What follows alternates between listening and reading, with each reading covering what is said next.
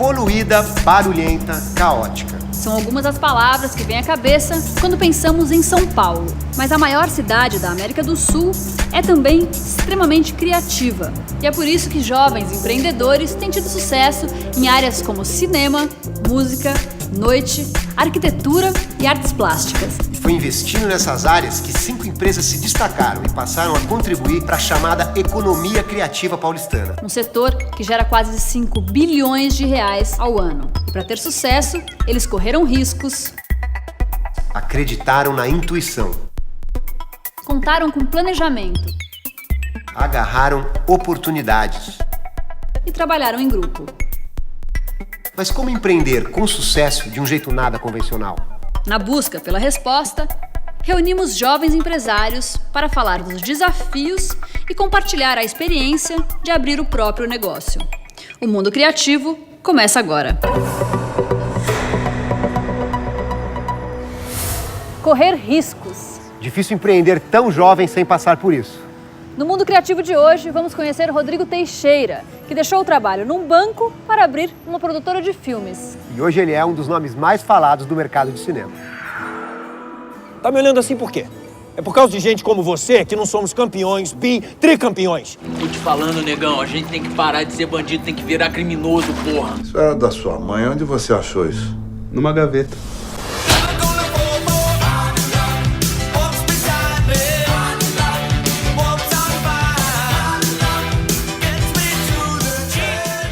Rapaz, você vai me desculpar, eu não tenho como apresentar um cantor chamado Tião. Sebastião. É pior ainda. Pode fazer uma dedicatória pra essa garota?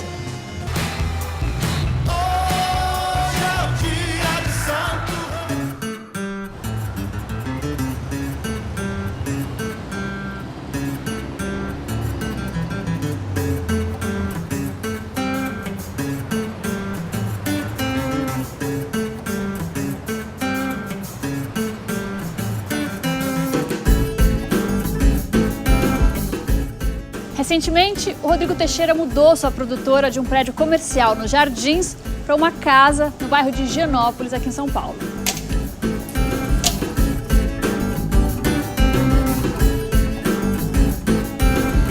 Biso Prateado, Cheiro do Raul, Tim Maia Alemão, Quando Era Vivo, Heleno, 2 documentários que eu fiz e o Nath Moon.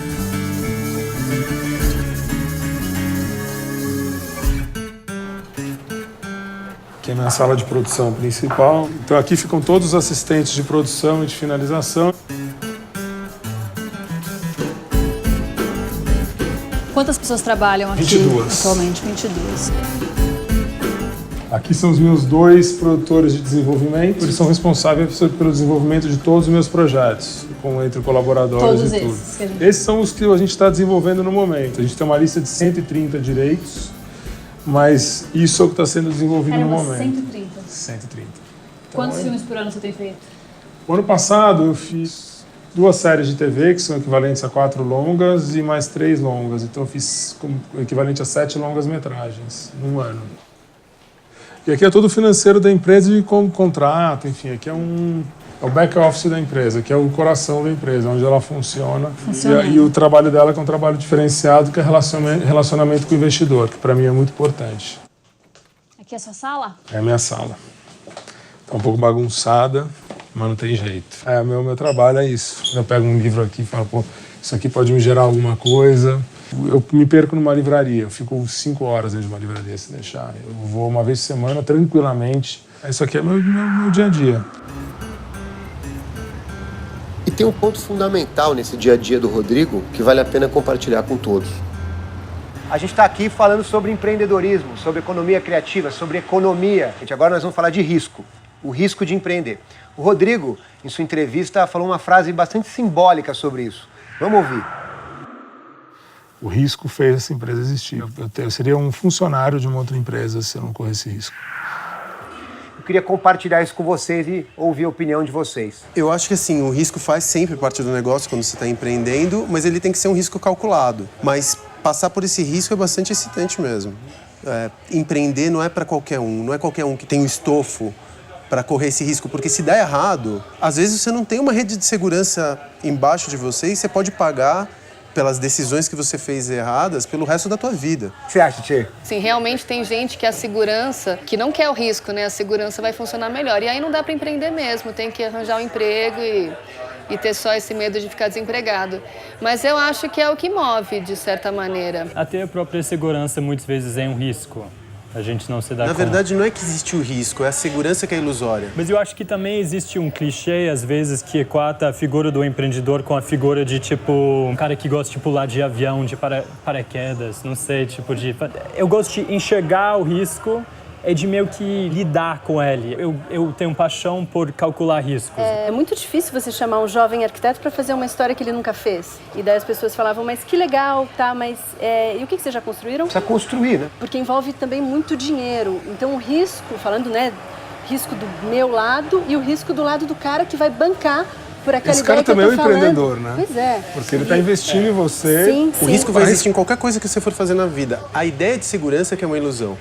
Então você primeiro consegue aumentar a tua segurança através de reputação. Depois de 10 anos, você às vezes está ganhando menos do que você ganhava quando você começou. Mas você investiu num capital simbólico, num capital que é social. Porque o próximo projeto, ele está menos arriscado porque você tem uma trajetória consistente. O Rodrigo, você tem uma relação muito grande com os Estados Unidos. Muito do seu trabalho tem a ver com Hollywood, com tudo o que o cinema representa por lá. Aqui, se você faz um negócio e não dá certo, parece que você está cometendo um pecado mortal, que você nunca vai ter outra chance na vida. E a história do empreendedorismo americano tem a ver com essa relação sucesso, fracasso, tentativa e erro.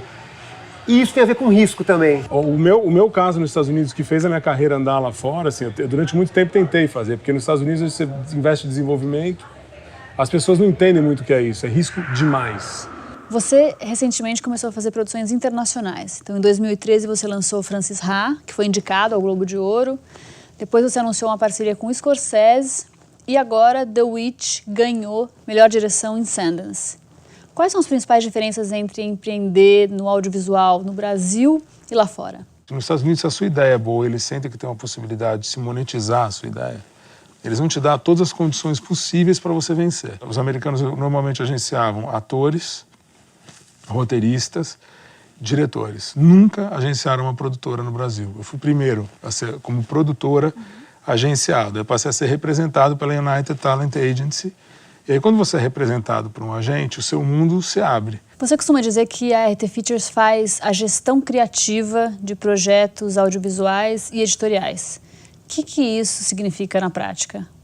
Na prática, a gente desenvolve o projeto nasce aqui dentro. Então, a gente tem que pensar desde o desenvolvimento até o final, como é que a gente vai realizar esse projeto. E você te extrai produtos relacionados a isso e aí, eventualmente, eles são ou não bem-sucedidos. Inclusive, nos Estados Unidos, o projeto é muito mais reconhecido do que no Brasil, na Europa também. E essa gestão criativa dentro da empresa, como é que ela funciona? Leio 3 jornais, a minha equipe lê muito jornal, a gente assina quase todas as revistas possíveis, então a gente extrai muita coisa de matéria, de revista, que a gente vê, a gente discute muito, a gente não tem um padrão de reunião, a gente faz reuniões criativas na minha sala, sei lá, 2, 3 vezes por dia. Algumas são longas, outras são bem curtas. A gente é curioso, eu acho que a principal vantagem de você ser criativo e ter algum tipo de diferencial criativo é curiosidade, porque curiosidade te leva a descobrir coisas que os outros não estão olhando. Aí vem pesquisa, vem leitura, vem comparativo com o mercado. Como é que essa curiosidade entrou no começo da sua carreira? Porque você largou a faculdade de administração, foi trabalhar num banco, largou o banco e aos 22 anos você começou a empreender. O que te levou para esse caminho? Uma coisa que me foi muito boa, valiosa no banco, é que o banco me ensinou a vender. Me ensinou a não ter medo de falar com alguém de uma ideia que eu tinha. Porque eu tinha que vender papel, porque eu não conhecia a empresa que eu estava vendendo. Então eu tinha que ser muito criativo para vender a Sabesp, por exemplo. Aí um dia eu falei, cara, isso aqui não serve para mim. Eu não tenho nenhuma, eu não vou para casa, não me desperta nenhuma curiosidade em ler um caderno de economia para entender um pouco mais do que eu estou fazendo. Ou seja, eu estou no lugar errado. Quer dizer, foi a falta de curiosidade Exatamente. lá que te trouxe para cá. Eu falei, cara, não quero. E quais você acha que foram as principais dificuldades que você teve por ser jovem? Na parte da venda você se deu muito bem, mas qual inexperiência que você tinha que travavam? As pessoas costumam não acreditar no jovem. As pessoas não acreditam que o jovem pode fazer alguma coisa. Às vezes Você vai conversar com um cara que demorou para fazer alguma coisa, ele não consegue entender por que um garoto de 22 ou 23 anos pode fazer alguma coisa que mude. Mude um processo, mude uma indústria. E acho que as pessoas, hoje em dia é mais fácil você enxergar o jovem. Naquela época o jovem não era muito tradicional o sistema, mesmo no cinema. Está na cultura americana, do empreendedorismo americano, uma ideia muito clara sobre o sucesso e o fracasso. Lá o fracasso não é tão demonizado, ou não é de maneira nenhuma demonizado, como é demonizado no Brasil. A gente tem um tabu com o sucesso. Excesso de sucesso é daninho e o fracasso, os dois eles são meio radioativos. Eu não sei se é cultura de novela, o que é, mas a gente efetivamente espera pela tragédia.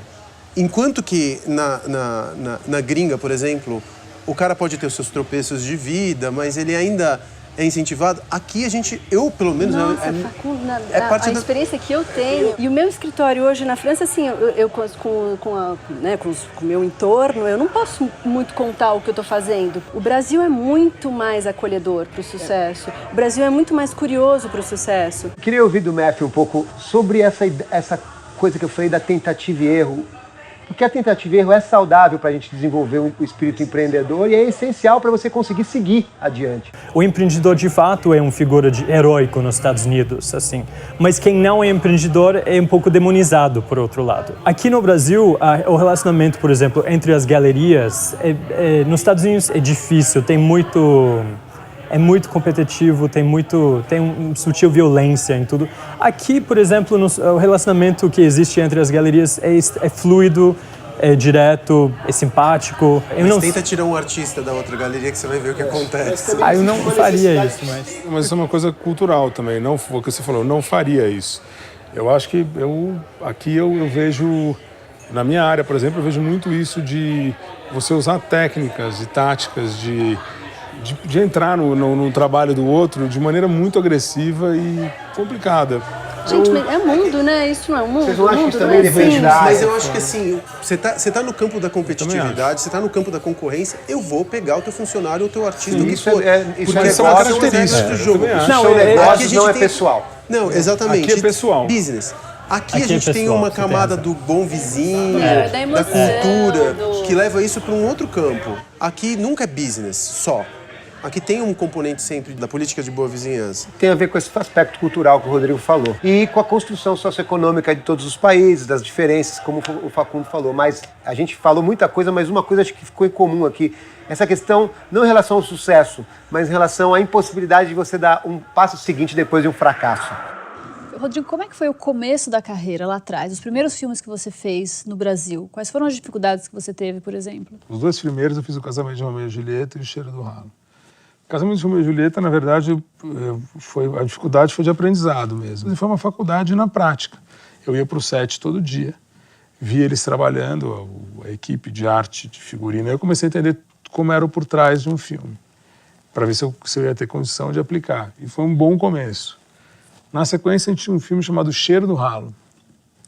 Cheiro do Ralo eu tentei vender, esse ficou o Heitor Dália. Era eu e o Heitor e o Celton Mello indo em reuniões de captação de recursos durante um ano. E a gente não captava R$1 pro filme. Um dia, quando a gente estava desistindo de fazer o filme, o Heitor me ligou e falou: cara, eu tô precisando tirar um pensamento, umas coisas ruins da minha cabeça, racha o filme comigo. Você entra com 150, eu entro com 150, a gente faz o filme com R$300 mil. Eu falei, tá bom. E o filme foi feito. Com 300 mil? Com 330. Eu acabei entrando com 180 e ele com 150. A gente fez o filme também sem nenhuma expectativa, E o filme acabou sendo um super sucesso. O que acontece é que eu estou precisando de muito dinheiro. Onde você arrumou isso? É japonesa. 30. Tá gozando da minha cara. Eu não gostei da tua cara.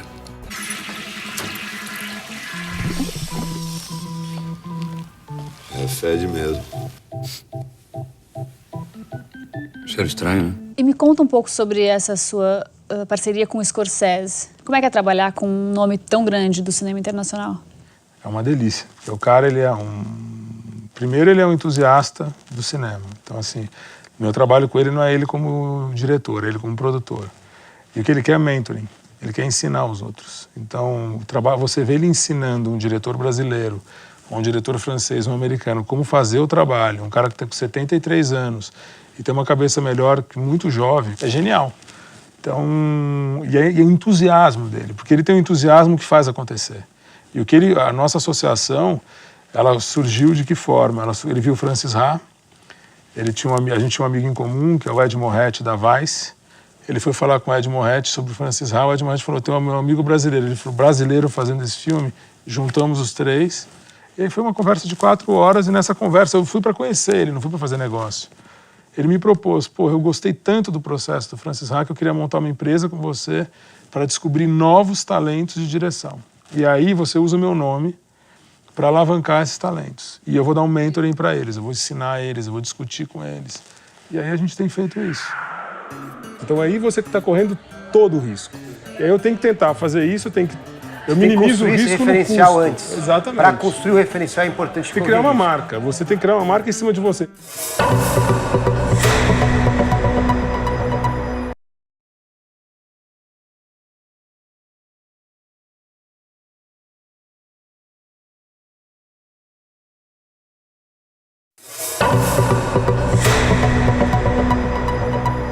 Correr riscos é o assunto do mundo criativo de hoje. E isso está muito presente na trajetória do produtor de cinema Rodrigo Teixeira.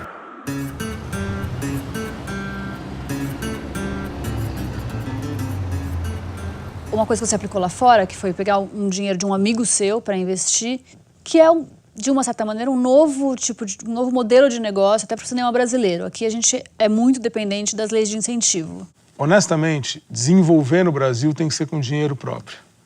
Porque o desenvolvimento é onde você tem mais risco no negócio. Você desenvolve, às vezes, uma coisa que não vai acontecer. Quando você está em produção, você tem certeza que vai acontecer, é outra história. Eu lembro que quando eu abri o Estúdio SP, eu não sabia que era uma casa de show, eu não sabia que precisava ter PA, eu não sabia que era um amplificador, sem brincadeira. Eu só tinha aquela ideia maravilhosa de ter uma casa de show para lançar os artistas e tal. E o Rodrigo, na entrevista dele, falou uma frase muito simbólica nesse sentido. Eu sempre quis trabalhar com cinema, não sabia como fazer, não sabia o que era roteiro, não sabia o que era câmera, não tinha ideia. Como é que era esse início de não saber nada para cada um de vocês? A gente está realmente no território, pelo menos nas artes, a gente está no território muitas vezes do desconhecido, porque a gente não sabe, a gente não sabe quais artistas vão durar, vão permanecer. A Carol é arquiteta, né? Então eu imagino que isso não aconteceu nesse nível com ela, porque ela se formou em arquitetura, certo? Mas existe sempre o desconhecido. Mas existiu total, porque nenhum de nós trabalhou em nenhum lugar, nunca. A gente saiu da faculdade, a gente fez mestrado, a gente fez tudo que a gente, né, da academia, e a gente abriu nosso escritório. Então a gente não sabia nem o que era planilha Excel, imagina. O Faculu, na entrevista dele, falou que abriu o Vegas sem som e sem ar-condicionado próprios, né? Pior ainda, eu abri um clube e nunca tinha ouvido música eletrônica. Não bebia, lembra? Não bebia. Você não bebe até hoje, mas eu lembro, porque eu também comecei cantando no Vegas. E eu lembro do Facundo, assim, ele ia sempre com uma cara assim, porque não bebia, não ouvia música eletrônica e tava lá abrindo Vegas. A tia já cantava muito antes de lançar a própria carreira, né, tia? Mas também, quando eu fui fazer o primeiro disco, eu até falei isso, eu chamei o Caio Mariano, que é meu advogado, meu amigo, e o Caio, eu falei, Caio, eu quero realmente ser cantora, o que eu faço? Me ajuda. Aí ele falou, tá bom. Aí ele mandou eu ler um livro, uma lição de casa, assim. Eu fui ler A Cauda Longa, do Chris Anderson. Ele falou, leia A Cauda Longa e depois você vem falar comigo. Eu falei, tá bom, eu li. Falei, pronto, li, vamos fazer já. E foi aí, então, até o fazer o primeiro disco, porque eu fiz o disco e depois eu vendi pra gravadora, né? Eu também, como é que faz ISRC, beleza? Como é que faz isso? Foi todo um aprendizado na hora, assim, que inclusive depois eu passei para um monte de gente, depois eu tinha essa planilha de como fazer o primeiro disco. Precisamos de nossos mestres também, nossos amigos, mas nossos mestres. Claro. Tipo, alguém que a gente liga, mas como que faz isso? Isso é uma coisa que eu faço muito mesmo, realmente, falo, preciso de ajuda, como é que eu faço?